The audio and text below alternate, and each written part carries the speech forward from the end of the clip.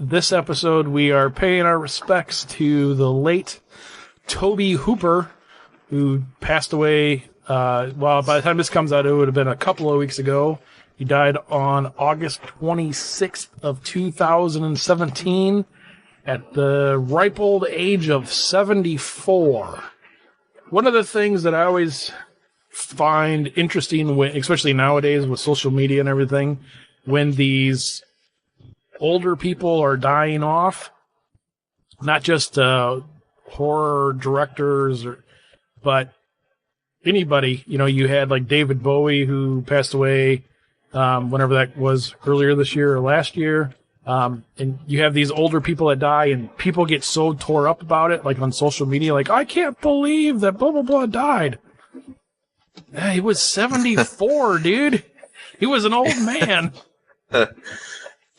Yeah, these guys are getting up there, you know. I mean, the mid-70s, it's a pretty long life, you know.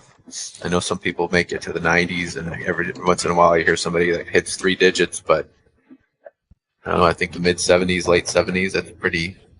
Now, we already did a Texas Chainsaw Massacre episode, and we did a Texas Chainsaw Massacre Part 2 episode, and I originally was thinking that we had done a Poltergeist episode, but I don't think we did. We must have just talked about Poltergeist during one of the undercover episodes, or maybe it was just the two of us talking about it. But I thought we'd already done one of those, so we'd already done a couple of Tobe Hooper movie episodes, so we figured rather than do what we normally do, which is what we did with Wes Craven and George A. Romero, rather than covering a movie of theirs to pay tribute to them, we decided that we would do an episode about them as a whole. And I gotta tell you, we'll get to this. We were going to get to this eventually, so I figured I might as well go ahead and throw it out there right at the beginning. So when we first were talking about doing a Tobe Hooper episode, I was like, oh, we should do a Tobe Hooper movie. And then you were like, no, let's just do Tobe Hooper. And I was like, okay. And then I was prepping for this and going through and watching some of his movies that I either haven't seen in a while or have never seen before. And it's probably best that we're doing an episode on Tobe Hooper and not one of his other movies that we haven't already covered, because, man, I watched like 5 Tobe Hooper movies that I'd never seen or I hadn't seen in a long time, and a lot of them are just garbage, to be honest. Some of them are just flat out hard to watch. You know, obviously his claim to fame was the original 1974 Texas Chainsaw Massacre, which that movie... I mean, when you start out that strong, bound to fail, I think, in a lot of ways, because how do you top a movie that's so revolutionary, so, you know, so cutting edge, so, you know, it becomes really like a cultural phenomenon? I don't think you really can. And you look at like a lot of the movie directors and stuff that out, you know, and it kind of typically is that. I mean, there's a few out there. There are obviously directors who kind of keep going for a while, have a long lasting career, but you know, Chainsaw was what he's always going to be known for the most. And I think that when you start out that strong, it's really hard to follow that up. So looking back at his catalog of movies, you know, there's a few in there that I do enjoy. I know we'll talk about Poltergeist later because there's some controversy with that one, but that, you know, that he is attached to that film as the director, and that movie is, in my opinion, way, way high up there in terms of one of the better horror movies ever filmed. You know, Chainsaw, Poltergeist are the 2 big ones for me, and then there's a few in there in between that or around that are just enjoyable, kind of fun movies, but you know, nothing quite to the caliber of those 2.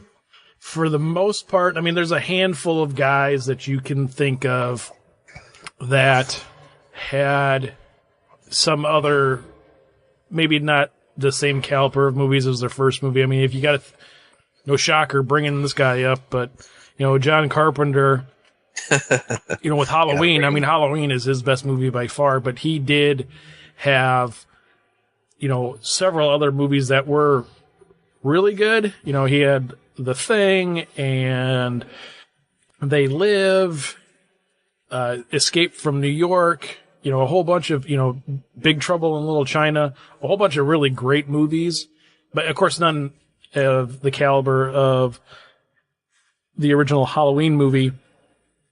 But it's, like you said, it is kind of rare when you think about some of these directors, unless you do think of somebody like a Steven Spielberg or a Ron Howard or something like that, somebody who continually makes great movies throughout their entire career. It is kind of rare. Even some of the modern guys. I mean, I know we've bashed on Rob Zombie and we've praised Rob Zombie on this show in the past. But Rob Zombie is he's one of the real kind of hot directors in the horror world these days. And, if you're not a zombie fan, you're not a zombie fan. But, honestly, all of his movies aren't great. And I am a Rob Zombie fan. Some of them are better than others.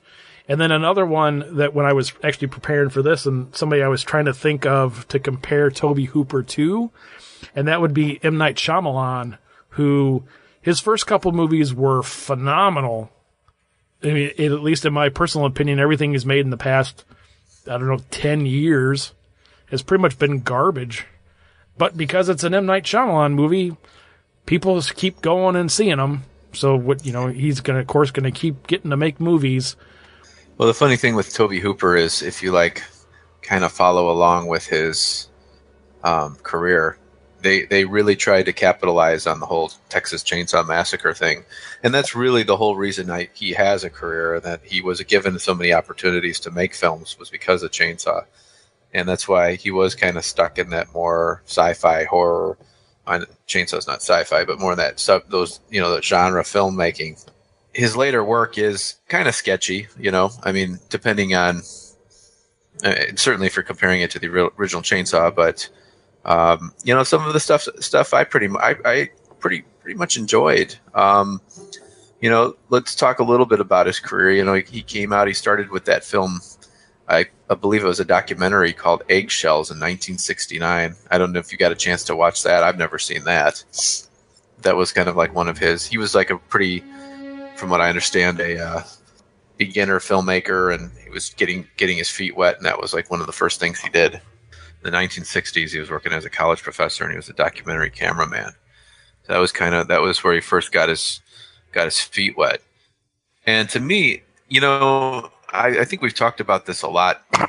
There was a period of time, it seemed, and I know we also talk about the mainstream horror, the big studios, and then the low budget stuff, and really that how most of the gems in the movies that we still talk about today were these like low budget, filmed in somebody's backyard type movies. And Texas Chainsaw Massacre, the fact that this young guy put this together, it was really lightning in a bottle. There's it just kind of, the whole formula worked. It was terrifying at the time. People were just absolutely terrified of it. It was original, it's new. I don't know how you feel, but I remember I always, as a kid, Chainsaw wasn't a movie that I watched a lot at all. I saw it maybe twice as a kid, whereas Halloween I watched I had it on tape and dozens of times every year. But Chainsaw was very taboo as a kid for me. It was something that, it was like the next level, right underneath Faces of Death or something. And so I didn't get a chance to really see it often. Even when I remember the first time I picked it up on VHS in the 90s, I remember I went to that old Suncoast video store that they used to have in the malls, and I picked it up, and I felt like almost like I shouldn't be doing this. It was there was this weird feeling about it. And I just watched it the other day, and every time I would watch it, even in the 90s and early 2000s, it kind of gave you that feel there's something grimy about this film. It's it takes it to the whole next level. And I almost wish I hadn't, I kind of watched a little bit too much after I picked it up on DVD and now on Blu-ray and stuff, where it's kind of lost its edge to me. But it's still you play that movie and somebody who's never seen it before. And I think that it does have a pretty powerful impact on them. The first time that I saw a Texas Chainsaw Massacre was in probably 6th grade, I think it was. Me and my mother were watching this movie on like HBO or the movie channel or Showtime or something called Summer School. Part of the plot of Summer School is you have these two horror nerds who are in summer school, and one of their projects is they are covering, like doing a report on Texas Chainsaw Massacre. And me and my mom were watching this movie. It was like in the middle of the afternoon, like on a Saturday or something, or maybe it was during the summertime.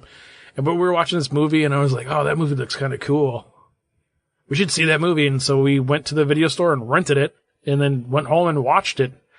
And like, every once in a while, I'll even bring that story up with my mom. I'm like, hey, remember that time? And she's like, oh yeah, I remember that time. So that's the first time I saw that. But then I don't think I saw it again for years and years and years. And I actually don't watch it that often. I love it, but it's just it's not one of those movies that I ever really get a hankering for, if that makes sense. Really? You know, I mean, I guess it kind of falls in line with some of there are several other movies in the horror genre that I would consider that are absolutely phenomenal films that I really don't watch that often, unless there's a need to, if that makes sense, like for example, let's say, like with the Alien franchise, I don't ever really watch Alien that often, unless there's like a new Alien movie coming out. Then then right before that comes out, like the week before that comes out, I'll kind of get that hankering to watch it. Sure. Like, oh, I should probably throw in Alien. That'd be cool. And I love it when I watch it. And the same thing with Texas Chainsaw Massacre. I'm like, it's not that I don't want to watch it. It's just, I never really think of it until I get like probably later this year when it gets close for Leatherface to come out. Then I'll probably be like, oh, you know what? I should throw in Chainsaw. That'd be a good thing to watch today. Yeah, it's one of those movies for me that like maybe twice a year I'll want to watch it. Or maybe even more. I'll watch it like on Halloween time, and or just it's one of those. I'll ask my son, or hey, you want to watch Chainsaw? And both my boys watched. I don't think my daughter saw it yet. I don't think she'd want to, but so it's always one of those movies that I have like in the back of my head is like, yeah, if I meet somebody and they've never seen a horror movie before and I want to really freak them out, I'm going to toss up, bring Chainsaw out. Yeah, it just falls into that weird little category, which is funny. You're talking about Halloween time. I'm like in this dilemma right now because we're in September and October is coming up upon us rather quickly. And there's not only a Halloween in October this year, but there's also like Friday the 13th. And so that's excellent. Now I'm trying to decide how I'm going to get in all my Friday the 13th watching and Halloween watching before October's over. You pick the best ones. That's like 20 movies, dude. Yeah, that is. You start early.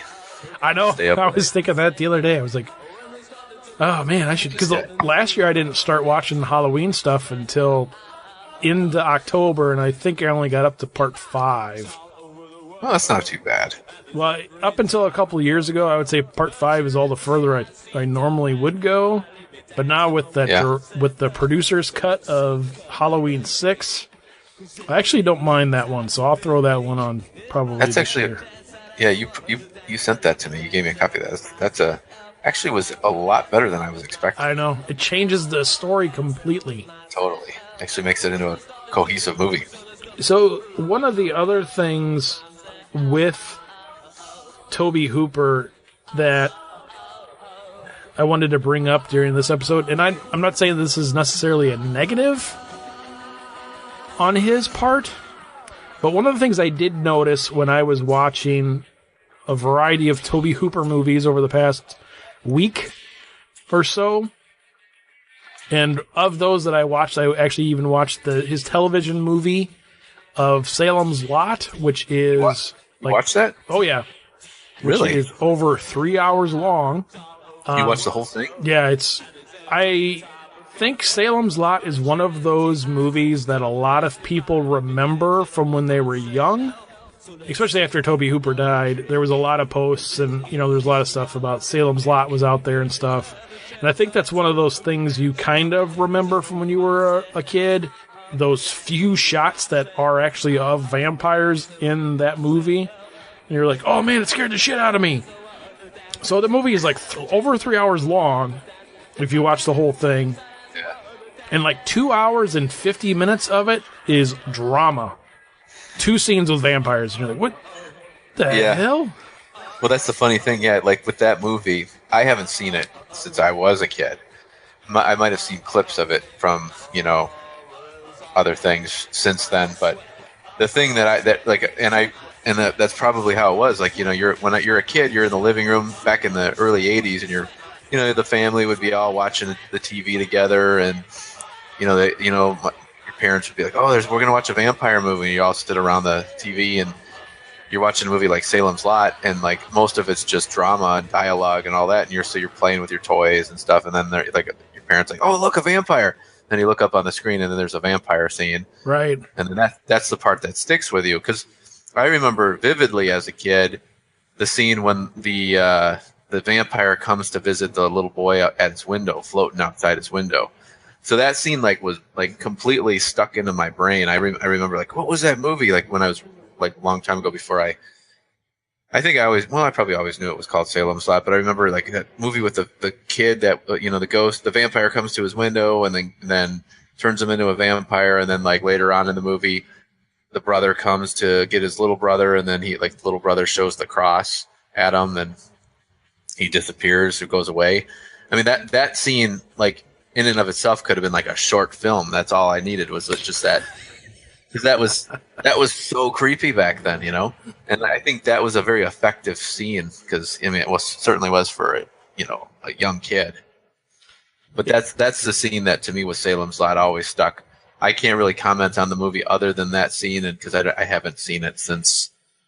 When I was watching it the other day, the thing I was thinking of actually, which will lead into a future episode, is I was thinking of the TV miniseries for It, because when I was watching Salem's Lot, I was like, I wonder how many people out there watched It when it was on TV in 1990 and were, maybe a kid or maybe even a young adult, and were like, "Oh my God, that scared the shit out of me." Yes. But then hadn't ever seen it since then. If they were to throw it in now, if it would have the same effect at all on them. I think you make a great point. Yeah, because I think when I was too old for the TV series, to really have a scary effect on me when it came out. So I remember snippets and bits and pieces when it first came out on TV. Like the clown, obviously the known scenes, like the clown in the storm drain. But none of it was shocking or terrifying to me. It was just oh yeah, I remember that. But had I had seen that when I was 4 or 5 years old, then I think it would have been a whole different story. I'd be like, yeah, clowns are terrifying, Yeah, I think similar to with the vampire kid hanging out, floating out the window. The thing I was going to say about Tobe Hooper, I watched all these movies in the past week to a week and a half. So I've seen Texas Chainsaw Massacre a bazillion times. I've seen Poltergeist a bazillion times. So I watched Salem's Lot. I watched The Fun House. I watched Eaten Alive. I watched something else too, but anyway, it's something on my mind right now. But the one thing that I was thinking about when I was watching all these movies, and then I was comparing them to Poltergeist, which Poltergeist is completely. We're going to take Poltergeist out of the mix there because that doesn't count. But Texas Chainsaw Massacre and then Eaten Alive and all these other movies, when you are watching a movie of somebody who's made multiple movies, you might not be able to pick out if you randomly walked into a room and somebody had a movie on the TV that you'd never seen before. You might not walk into a room and be like, "Oh, hey, this is a Steven Spielberg movie." But if you walked into a room, then somebody had a movie on that you had never seen before, and you sat down and you watched it for 10, 15 minutes, and then said, hey, so what movie is this? Oh, this is the new Steven Spielberg movie. You would go, oh yeah, it totally is a Steven Spielberg movie. Or it totally is a Ron Howard movie. Or this is totally a George Lucas movie. Or this is totally a Rob Zombie movie. Or this is totally a John Carpenter movie. Because those guys have like the same sort of style when they make movies. Not every scene is obviously like, oh, that's a John Carpenter movie there. But the one thing I did notice was Tobe Hooper, he didn't really ever seem to really settle on a specific style when he was making his movies. He didn't have that, not even that one thing that was similar with all of them. Mm-hmm. It's just kind of one of the things they're all just so drastically different. The only ones that I would say have a similar style, comparatively speaking, would be the original Texas Chainsaw and Eaten Alive have kind of both of that grimy, dirty, kind of raw-looking. See, I was thinking that was going to be the case when I watched it, but I honestly, with Eaten Alive, that movie to me it seemed like it was like, okay, so here we're going to make Texas Chainsaw Massacre. You have $300,000 to make this movie. Awesome, let's do it. All right, that was a huge success. So your next movie, Eaten Alive, here's $30. Here, go make a movie. Yeah, it was a pretty bad one. But it still had that grimy kind of look to it. Wouldn't you agree to some degree? Yeah, but it wasn't that gritty Texas Chainsaw Massacre look. I mean, it was more of the, hey, I got this camcorder thing at Kmart in 1975. Let's go make a movie. So, okay. So it looked cheaper. Yeah, it just looked like that's what it did. I mean, especially like the crocodile thing that was in that movie. It just, it was bad. That one was one of those movies. We always talk about going back to the old video store days. It always had that really fascinating cover art. I don't know if you remember the 80s cover art for that film, but it was in a clam shell type of box, and it showed like the crocodile. And then it said Eaten Alive on it. So I always thought of it was going to be like a Jaws ripoff movie. I never knew that there was this whole story about, this guy feeding people. I thought it was like some killer crocodile on the loose or whatever. That was one of those films I finally saw like in the late 90s or something. And I was like, wow, that was pretty weird. Like that was a strange film. What's funny about that is I don't remember that box art, but when I started watching it, the first thing I thought of when this crocodile was introduced and this guy's feeding him to the crocodile I was like, this is a Jaws ripoff. Yeah. Yeah, it was that guy too, the guy who played the innkeeper or whoever he was. Supposedly that guy was drunk the entire time on set, like completely hammered. Oh, I believe that. Yeah, he definitely appeared that way in the movie. And we do have to mention that not only was Robert Englund in this film, and I think this was possibly his first feature film, but also the late, great Marilyn Burns from the original Texas Chainsaw Massacre was in this film as well. Mm-hmm. Yeah, I knew that Robert was in the movie, and when I was watching the opening credits, at first I thought maybe I had the wrong movie, because I was like, well, where the hell's his name at? And then it's like the last one that shows on the screen. I was like, oh, he's not even a star of this movie? That's weird. But then you think about it, you're like, oh, well, this was like, I guess, 8 years before Nightmare on Elm Street came out. Yeah. Yeah, it's kind of one that you can pass on. I mean, I think if you're a hardcore, 70s, 80s horror buff, then it might be something you'd be interested in checking out. But it certainly doesn't live up to the Texas Chainsaw Massacre. And I did want to talk to you about the Funhouse, because that was another one of those films that it was funny, because that was one where, again, it going back to the cover art. I remember that cover art very vividly, and it was one of those films that some video stores had it and some didn't. It was one of those more obscure titles, or it wasn't like obviously like a franchise film like a Halloween or whatever. But they capitalized on the Texas Chainsaw Massacre aspect, and from the director of Chainsaw, I remember that being on the box, and it shows this clown coming out of a box or something, and with holding an axe. And and the Funhouse was another one that I was always interested in checking out. Not terribly excited about it, but it was always kind of like, oh, I remember that. And then when I did rent it, it was kind of funny because we were watching it, and this was back when I was first got married, and we were watching it, and I watched it with my wife, and I remember her as we were watching, she's like, "Huh, I've read this before. I know the story. What the story's about. This was like a book." It's one of those kind of cheeseball 80s horror films that, like, this one, like I think I told you, to me, I don't know if we've never talked about on the show, but there's another movie from the 70s called Tourist Trap, which is one of these really unique, weird little gem films. Well, the Funhouse is like right along the lines of that. Like, you could do those two as a double feature, and I mean, it would be like, wow, these movies really have a lot in common. And it's just kind of goofy, like early 80s horror. The next movie actually in the list, of Poltergeist, was the movie I remember being on all the time, like back in the day. That was one of those movies like when cable first came out in the early 80s. Like we had basic cable, but they would always like tease you, and they'd let you have a movie channel for like a few months, like for free. Oh, and yeah. so like there every so often, like we'd have like HBO for free for a few months, or Showtime or whatever. And I remember like them playing Poltergeist non-flippin' stop. And I used to watch that movie. Like, it seemed like I always watched it in the morning. It was like always on in the morning time. And now I know there's a kind of a controversy about this, and kind of we sort of talked about it a little bit, but whether or not this is truly a Tobe Hooper film. But his name is on it, and Poltergeist is, to me, I think is a fabulous horror film. I really think very well done movie all across the board. The acting is phenomenal. The storyline is great. I mean, I've always loved this film.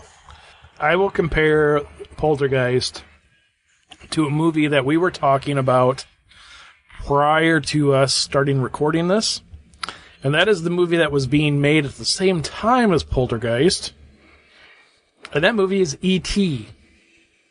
Ah, okay. And that is where part of that controversy comes from, is because of E.T. But the one thing I will say about Poltergeist is I remember Poltergeist when I was a kid, and I remember it being freaky, and I remember it scaring the shit out of me. And I remember it just being like one of those movies that was just like, oh, what? And then I didn't see it for years and years, like probably 30 years. Like, I didn't see it for a long time. Really? And kind of like what we were talking about with Salem's Lot in It earlier, I think it was one of those movies that freaked the shit out of me when I was a little kid. Uh-huh. And now it's just kind of like, just another ghost story. Whatever. But to me, like, it kind of is like E.T. in a sense to where, when I was a kid, it was just so good. But now it's just like, well, it's just your, run of the mill, that's just another Steven Spielberg movie. Yeah, I feel the same way about E.T. for sure. Like, I picked that back up and watched it several years back, and it really doesn't do anything for me. I mean, I can see, like, yeah, it was kind of cool, and it was such a heartwarming film, man. When that movie, like, I remember everybody was like bawling in the theater, which is like, now you watch, it's like, it's still like a rubber alien suit, But like, I remember seeing E.T. when it came out in 1982. And this is probably actually my first like theater memory. But we went and saw it, and dude, when that thing was in the gazebo in the yard, scared the shit out of me. Or the garage or whatever the hell it was in. Yeah. And they're like going, I'm like, no, don't go. What the hell are you? Don't stop. And I still to this day remember like sobbing in the theater, like, don't, what? It's going to kill you. But Yeah, the thing, it's kind of funny. So with Poltergeist this is one of those things that has kind of become an urban legend, but because of the internet and all of this stuff is available out there nowadays, is you can actually find all of these old interviews of back when Poltergeist was being made, that pretty much everybody, cast, crew, Steven Spielberg, pretty much all saying, yeah, Tobe Hooper's the director in quotes, but, you know, he's just pretty much doing what I'm telling him to do. Yeah, so that was a very interesting kind of unique situation with that. So basically, you know, my understanding is there was some like a writer's strike or a director's strike or some kind of something going on, and Spielberg was already committed to E.T., but he wanted to do Poltergeist at the same time or around the same time, and he couldn't do two movies at the same time based on some regulation or whatever, and so he hired Hooper to be kind of like a stand-in director, but where he could be responsible for the whole movie, but kind of use Hooper, put Hooper as the guy. And there's a lot of people like that were on the set that have kind of come forward and say, yeah, it was like really Spielberg's movie, and Hooper was just kind of there, you know, without any sort of not much say in it. So yeah, one of the most, like, I don't know, however you want to say it. I was going to say the most compelling argument, or maybe the most damning argument about that, is actually written statement that I saw, and I can't remember if it was from Spielberg himself or it was from somebody else, but basically saying that Hooper was the surrogate director on Poltergeist, but at the time, that wasn't an uncommon practice in Hollywood, because amongst certain directors or certain filmmakers, and the two most prominent people that was occurring with was Steven Spielberg and George Lucas. really, Because if you look at The Empire Strikes Back and The Return of the Jedi, those two movies are essentially George Lucas movies, which after I heard this, and I was like, oh, that makes total sense. And so I guess that was the practice that George Lucas used was, I need somebody to come in and direct this movie that I'm going to direct. Interesting. And so after I heard that, I was like, oh, yeah, that totally makes sense. Especially when you bring in the frickin' Ewoks. Yeah. Well, I know he was responsible for, like, they always labeled him as producer, but yeah, he probably had a lot more going on in terms of the creative ideas going on with those films, and he probably just didn't want to be the director for the next two films just in case they didn't work out as well as the first one. Yeah, I don't know, but yeah, it's what I heard. But yeah, I guess if you, I didn't watch all of them, but I did watch a couple of the interviews. But I guess there's a bunch of interviews out there that, yeah, you know, Toby's kind of pretty much a pushover kind of guy, so you know he was perfect for this job. And interesting. And then, like you had said, you know, there's a bunch of the cast that are like, yeah, that was pretty much a Spielberg movie.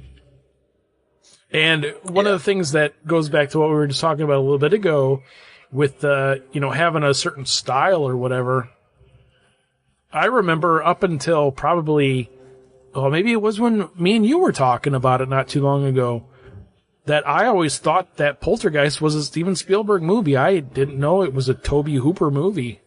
And for the longest time. But, you know, it's one of those movies when you watch it, you're like, oh, this is totally a Spielberg movie. It just got that, you know, the long shots and all that other kind of stuff. You know, like, oh, totally a Spielberg movie. Oh, yeah. Yeah. So you can kind of see a stamp all over his thing all over that. But now the next section what I wanted to talk about, which I kind of found, this is the interesting era of Tobe Hooper's career. This is where he was going to be, like, really we could see what Tobe Hooper was about. And this was the Cannon films that came out. Now, if you remember correctly, Cannon films, you know, they were a big company in the 80s, and you saw a lot of those oh gosh, like the Chuck Norris movies. I think that like probably some Charles Bronson films were on there. This was like, that sort of. I wonder. I'm trying to think what else. I mean, I remember renting a ton of movies that Canon Films were responsible for, but they signed him up and they gave him a 3-picture deal, and this was going to be like the thing. His post Poltergeist films that were going to be like his, shining films of his career, and he made 3 movies with Canon, and they were Life Force, Invaders from Mars, and then the inevitable The Texas Chainsaw Massacre 2. Life Force I never saw. I never did see that film. Did you get a chance to watch that one? I haven't seen it for a very long time, and if I remember, it's kind of a weird, like, space vampires type sort of thing. Yeah, I just watched the trailer, and then, it's basically, yeah, like you said, it's like vampires in space kind of thing with like a naked woman throughout the whole film who's the vampire. I've never seen it. I mean, I remember the cover art, the box art, like in the video store, and it was not necessarily the most interesting or appealing art, but it was definitely kind of stuck in your head. So that one, I never got a chance to see. Invaders from Mars, though, the 1986 film, that movie was one of those frequent rentals for me, like back in, gosh, it must have been like in 4th or 5th grade or something.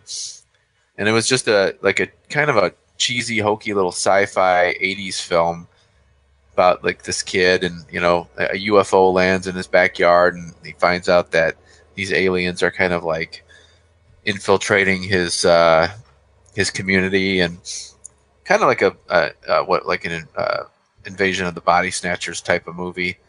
And that one like goes back to like the whole like kind of like the Funhouse for me, where it was not particularly a good movie, but it and that one I actually watched maybe a year or 2 ago. It was on Netflix. I was like, holy crap, I haven't seen this since I was a kid. And it was like one of those movies where I never went back and revisited it.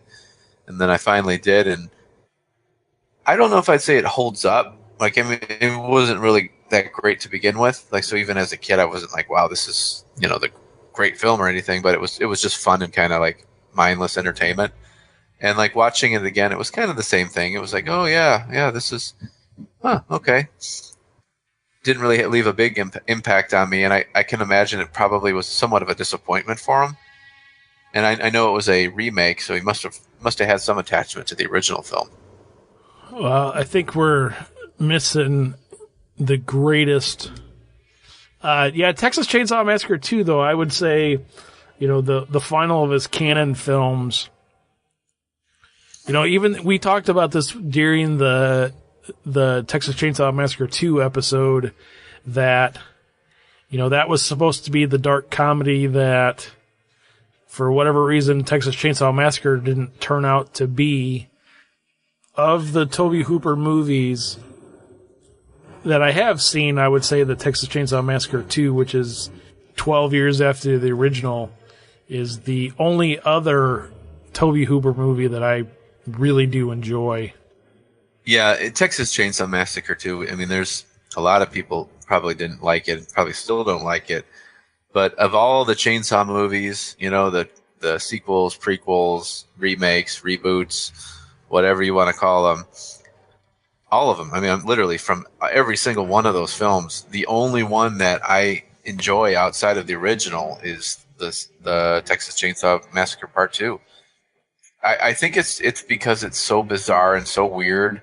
It's got sort of like a charming, goofy, sort of crazy, weird feel to it that, although it is different from the original, like where they focus more on the black comedy aspect, it still has that kind of almost insanity that like the original had, just in a different way. And I think that's probably because it's the Tobe Hooper film, and he was able to kind of carry on those characters in a way that that connected more to the original than the other ones did. Now again, it was sort of like when you watch it now. I mean, I imagine if I had seen the original Chainsaw and like, oh, the sequel's coming out, and I was really excited about it, and then you watch that and you're like, oh my gosh, that's nothing like the original, because the original had that real terrifying reality kind of feel to it, and this one's like obviously like over the top gore and all over the top comedy and just silliness.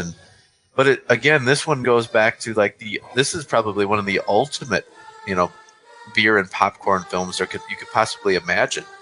I mean, it's so crazy, so over the top, and it's just one of those movies you want to just watch on a Friday night, with popcorn and beer and just let it be. So I think that, although it's not a great movie by any means, and I don't want to even give the hint that it lives up to the original, because it doesn't. It's still like an enjoyable movie for what it is. Yeah, and that goes back to what I was saying earlier. So you even had Tobe Hooper, who directed the original Chainsaw Massacre, and then 12 years later directed the sequel. But if you didn't know going into that, you wouldn't think that it was directed by the same guy. They're that different, and it's the same story. It's like weird. Pretty much. Yeah, it's just so weird. And so one of the things that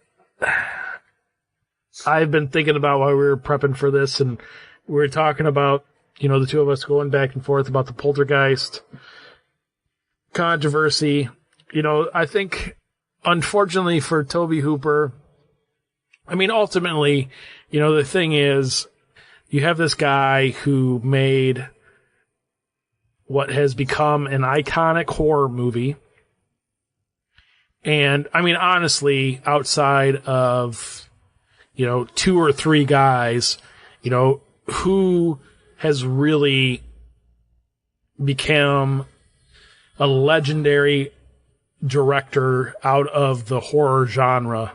I mean, nobody really. You have John Carpenter, who pretty much is almost a household name, and Wes Craven, again, who's kind of a household name, as long as there's at least one horror fan in those households, But neither one of those guys made mainstream movies. I mean, you have Steven Spielberg, who made Jaws, which is kind of sort of a horror movie. He went on to great success and stuff. If you look at like Friday the 13th movies, I mean, can you name, outside of like the first one, anybody who directed any of those? No, you can't. Same thing with outside of George A. Romero, can you name anybody that directed a Dead movie? No, you can't. Yeah, right. I mean, you can't even name who directed, The Babadook from, a couple years ago, which was one of the best horror movies in modern, or The Witch, which was, one of those movies that everybody was talking about. You can't do it. But, one of the things I do think with Tobe Hooper is, he had this phenomenal movie with Texas Chainsaw Massacre, and then he, unfortunately, he followed it up with Eaten Alive, which was a mistake. But then, a couple years later, Spielberg's looking for a scapegoat, and he's like, "Hey, you want to come and direct Poltergeist for me?" And Toby's like, "Yeah, sure, why not?" And I think that kind of, that right there I think pretty much was the nail in the coffin on his career. I mean, even though he did make a couple of movies after that, are notable. Even though he was making movies up until, not too long ago, but I mean, honestly, how many people have seen those movies? Yeah, I'm looking at like we stopped at Chainsaw 2, which was 86, and he's got movies from 1990 after that to 2013. And yeah, I saw that Spontaneous Combustion movie when I was in 1990. It wasn't very good. I think I saw The Mangler. I think that was the movie with Robert Englund. Yeah, I think it was. Yep. I think I saw that one, and I don't even remember it. I was curious about the Toolbox Murders because I was curious about the original. I've never seen the original. I just bits and pieces of it, but it's one of those early slasher films from like the late 70s that I've always kind of wanted to check out. But I hear that his remake is a complete and total change on the story, so it's a whole different. They just basically took the title. But yeah, and everything other than that, Mortuary and Gin, which was his last film, I didn't see any of it. So he kind of fell off the face of the earth, or when it came to films after Chainsaw 2. It just, he kind of went into these like low budget horror films that, you know, not many people probably saw. And I think Chainsaw 2 was probably kind of a, like, it didn't live up to the original. Certainly back then it didn't. Now it's got like a fan base. You know, there's more people like you and I who, you know, kind of appreciate it for what it is that have come out of the woodwork. But back then it was, you know, I think it was probably like, wow, it's, you know, followed that up your classic film with this, and it just didn't live up to it. After Texas Chainsaw Massacre 2 came out, he did do a lot of, a lot's probably the wrong word, but he did do some television work. But it was a lot of these, like, one episode here, one episode there kind of thing. And I think that kind of goes back to the Texas Chainsaw Massacre kind of appeal to it. Like, oh, hey, we have an episode from Tobe Hooper this week. Yeah. Who's going to watch that? You know, because it was stuff like Freddy's Nightmares and Tales from the Crypt and Dark Skies and Masters of Horror and those kind of shows. Who would have wanted somebody like that? Texas Chainsaw Massacre, though, is definitely one of those great horror movies. If you've never seen it, I mean, stop what you're doing. Just stop and go find it. You don't have to go very far anymore. I mean, hell, you can just go online. You can probably go to YouTube and just like Texas Chainsaw Massacre full movie, and it's probably right there. And just watch it. Unless you're under the age of like 30, then you're probably not going to get it. Yeah, that's true. Give it a chance. You got to watch Chainsaw if you haven't seen it. And I know most of you probably have, being a horror podcast, but that's the one you got to see because it's quite a good film. I mean, it's one of the best horror films in my opinion that it's ever made, and it really shows. I think there's a thing about being youthful and taking chances and being risky and following your gut and all that stuff.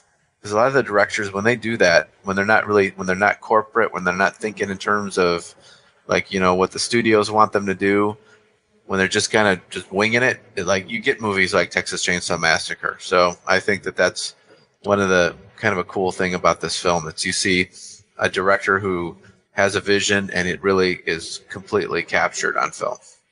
And then when you get done watching Texas Chainsaw Massacre, you have to go and watch Texas Chainsaw Massacre: The Next Generation. Oh, no, you can skip that one.